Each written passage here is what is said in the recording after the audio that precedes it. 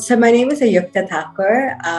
I grew up in Japan, and the past 10 years I've been in Dubai, and I recently got married and now living in Jakarta. I completed my undergraduate in Boston, and then after which I moved to Dubai. The intention was to go to Dubai for a summer holiday, which was initially supposed to be for 1 month. But that 1 month summer holiday extended to 500 days in the hotel, trying to figure out, what am I going to do next? And that's when I actually started my career in teaching. I, walked into a government special needs center. And the minute I walked in, I was like, okay, I love this. I know what I want to do. And that's where my teaching career actually started. So I was with that school for 2 years. I started off as a volunteer. And during my volunteer experience, I started studying special education online on the side because I just felt so passionate about it. Whenever I would have IEP meetings, which is basically like equivalent to a parent-teacher meeting, they would keep asking me, what can my child do next? And I became quite frustrated and I was just like, oh, I'm new to Dubai. I don't know what the answer is. And then quite often the parents be like, there were a lot of expat parents who be like, but in the UK or in the US, our child will be able to, get a part-time job or will be able to do this as a hobby. And then I realized that there were a lot of, there were limited opportunities for them. And after their journey at this center, they weren't sure where they would go to next. And a lot of them were very capable. And that's when I actually started working and co-founded Integreat Center, which was, the UAE's first holistic center for young adults with disabilities. And we focused on empowering them with, life skills that would help them become independent members out in the community. A lot of people were very doubtful about their capabilities. And everyone was just like, yeah, but would they be able to, go to DHL and do this job? And we were like, yeah. And we would show them videos and they were, it was so nice to see that people who were so skeptical were later just, they were so amazed, and it changed their whole mindset around people with disabilities. So that was, the Integrate journey started in 2015. And during my journey with Integrate, I was actually elected as a UAE board member for the Special Olympics. And I currently still serve as a board member. And we actually hosted the Special Olympics in 2019. And it was, it was a huge, huge success. Just to see the whole UAE come together for inclusion was magical. So while Integrate shifted online and the pandemic hit its highest point, a lot of parents and students were at home. And while Integrate, we were offering a few online classes, a lot of kids did not, or like adults were not having access to worksheets and activities. So I initially just put out a post on Facebook and I was like, I'm more than happy to help any families that require any help in terms of activity recommendations, worksheets, or anything. Just send me an email and give me, 24 to 48 hours to put together all the resources, and I'll share the guidance with, the parents. And during that period, I was able to help over 100 families, which, I was just like, okay, there is a demand, people do need the support. I was not charging anyone for it, but it was just really nice to see the feedback I got. Parents be like, oh, that's so, that number activity you shared was really helpful and we still use it. The intention I had was to create my own resources. So I had designed my own flashcards and I was designing binders, activity binders. And I was so excited to, basically sell that. And I was like, that's going to be my purpose. That over time, I saw Instagram lives, becoming really popular, and the parents would just send me messages and be like, no, but I want to do this, or my child's 5 motor skills are weak. What do you recommend? So then I saw, they were looking for something more personal rather than like worksheets and flashcards that they have easy access to. They wanted a very individual touch to, their own child's education journey. And so from what I started to where I am now, out of the box, has taken a shift. But again, that's also very important. You have to see your audience and you have to keep modifying and adapting, based on that need. I am still doing everything online, whether it's consultation, whether it's, recommendation. So in terms of rather than a service provider at the moment, I feel like I'm providing more awareness and knowledge at the moment.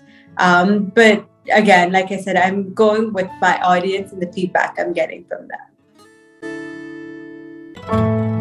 Although I've been teaching for about, 9 years of my life, I never had an online presence. So I've never been big on social media. And all of a sudden, I was like, okay, I'm going to start becoming active on social media. And not even on my personal account. I created a separate account for Out of the Box. And I know a lot of people were like, who is this person? I was known in the professional network, but not so much in the mainstream school, family network. And that was something that was very hard to actually break into. But the only way, I did a lot of research, like how should I, find out parents and stuff. But I just realized there could be so many hacks online, but you never know what's going to be suitable for you. So I was just like, for me to overcome this is just to show my credibility. And the only way you can show your credibility is either by sharing your background, why you're different than other people, sharing your journey, or make your content very worthy. That's something I realized. Another issue was the same time I was looking to start Out of the Box, there were so many other businesses starting at the same time of these home learning kits and learning boxes. And it was all happening at the same time. And here I was like, I remember I kept telling my sisters, I was like, I put in so much effort. I'm a teacher by background, I make sure things are like, I keep in mind that my worksheets are, accessible for all learners, regardless of, whether they have a disability or not. And then here I see like XYZ coming with these activities. And, sometimes it gets a bit overwhelming and you're like, am I even doing the right thing?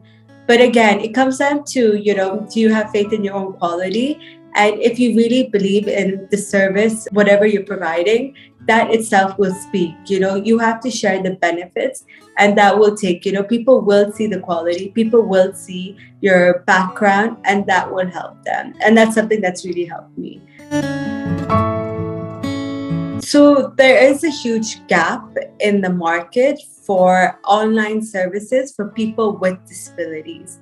Although Out of the Box is not exclusively for people with disabilities, a majority of resources and services are accessible to them.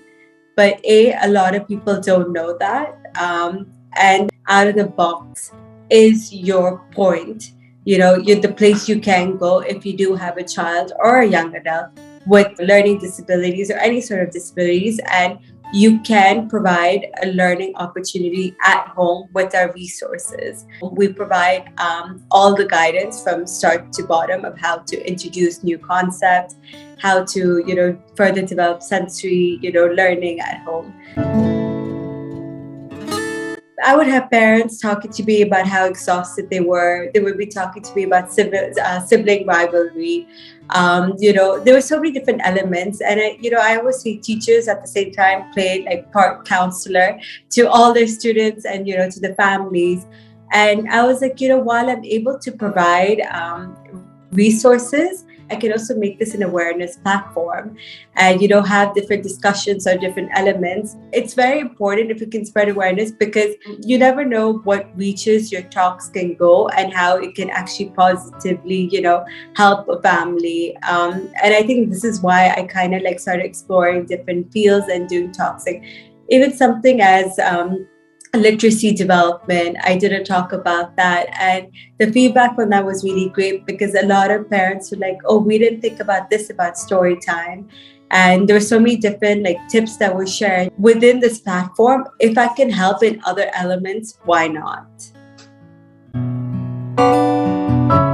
Yes. So when I first started my teaching career, within 6 months, I had a young girl, 17 years old, who was officially diagnosed, hearing impairment. And when I was teaching her, I was randomly doing signs, but she obviously officially knew sign language.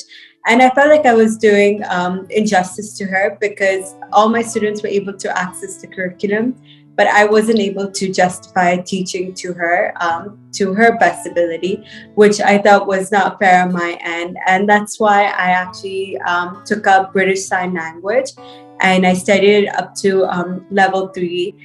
So now, in the future, if I ever have, a student who's, hearing impaired or deaf, then I'll be able to help. In school, we'll always get so excited to learn Spanish, French, or, Mandarin. But I'm just like, why isn't sign language there? There's an entire population out there that, signs. And I'm just like, it's such a great resource. And it's such a great way to be inclusive. So this also could be offered. Now, whenever I teach, I do signing with my sessions to just support all the learners. I think a lot of people think sign language is hard, but it's really not that hard. So I was encouraging all my friends to learn sign language. We used to do the mixers where a lot of deaf people from the community would come, and then there would be people who are able to speak and hear, and we would just mix and talk about movies, about going out and restaurants. I took my sisters, and they're like, "Wow, it's so normal and fine." I'm like, "Yeah, the mindset kind of needs to change." I think the first thing I would say is be very patient. It's very difficult because when you're using an online platform and you're a small business, you're so hopeful for your reach to go out there and you want to see results immediately. But it's so important you're patient and you're very committed to what you want to offer. I know people who go online and they don't see anything within 1 or 2 months, and they close down everything because this was a fail. But you can't say that because, everything takes time for people to, trust your brand or your services and everything. It's not going to happen overnight. I know that I'm always so skeptical with different brands or online platforms. So why is it any different when people look at me? So I think patience is very, very important. Trust what you're doing, because only if you trust what you're doing will other people have faith in your service or your brand. Another thing is, don't hesitate to reach out, whether it's for collaboration, whether it's to get feedback. There's so many things. Of course, as a small business, I know everyone's always skeptical about putting money in, but you'll be surprised how so many things can be done for free. So yeah, but don't hesitate to reach out to people. I reached out to celebrities. I reached out to, any and every platform, because you never know what kind of response you get back. I think one thing people get very amused with is the fact that I've adopted 5 elephants. A lot of people have never heard of that, but I'm absolutely obsessed with elephants. And about 6-7 years ago, when I found out that they're endangered and so much trade goes around it, it just, I don't know, I found it so disheartening, and I even started tearing up. I was like, why would anyone want to harm elephants? They're so beautiful. That's when I actually looked into adopting elephants. And, every year around my birthday, I try to adopt an elephant, and I continue. I basically provide for their shelter and food and care. None of them are based in zoos. So they're actually in Sri Lanka, Africa, and Thailand. And they're out in the forest. So they are in the natural habitat, but there are caretakers to ensure that they're safe and all. I think it's an absolutely amazing platform. I think any platform that provides, small businesses, any sort of exposure, and also a platform where they're able to be honest and transparent about their businesses is so important. Marketing has reached new levels where everything is just so perfect, everything is so scripted, and, it gives the big businesses these opportunities. But when it comes to small businesses, they're so intimidated, and they don't, they're so confused which way. So I think this is such a great platform, and I'm very, very grateful, and thank you so much. Getting any sort of exposure is very empowering for small businesses.